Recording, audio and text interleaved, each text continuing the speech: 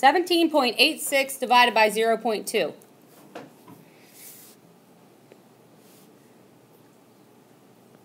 What's different? There's a decimal out here, right? The ones we've started with today have not had that. Correct? You can't have this. This is bad. This would lead you thinking 0.2 times what gets me close to 1? We don't want to think that way. Here's what you have to do. You have to move the decimal here one place to get it towards the end. When you move this one place to the right, the one inside also moves. Our new problem looks like this.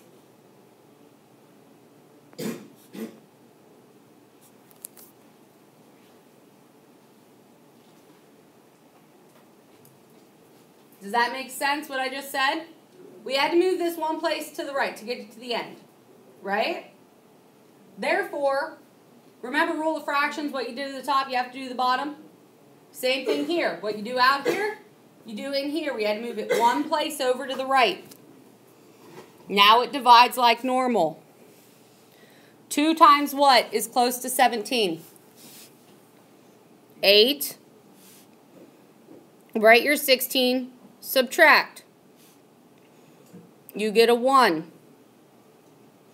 Bring down the 8. 2 times what is 18? 9.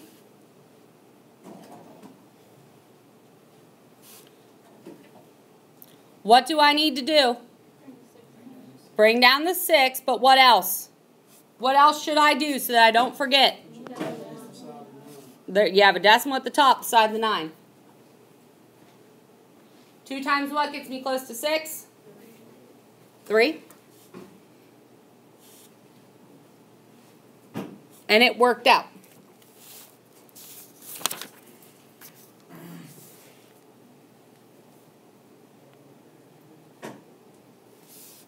Does that make sense? Questions on that one?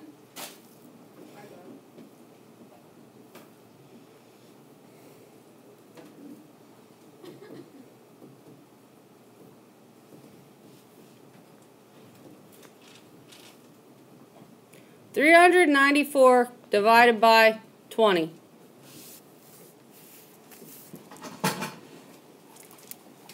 What's inside the box? 394, 20 outside. Now you're not going to think 20 times what gets me close to 394. You're going to think 20 times what gets me close to 39. Well, how close can we get to 39? 20 times what? 1 would be 20. Subtract 19. Bring down the 4. 20 times what can get me close to 194? If you don't know it, do it to the side. Let's try 8. 8 times 0 is 0. 8 times 2 is 16. Is that close enough? So what should we try next then?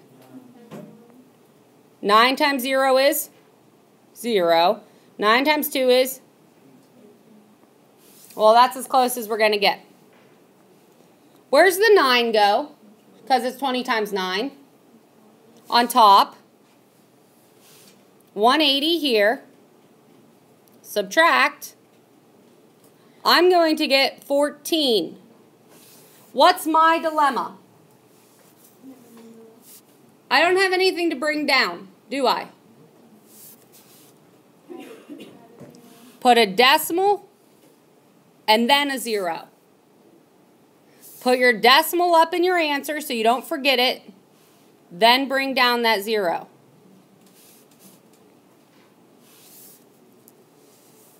$20 times 7 will give me 140.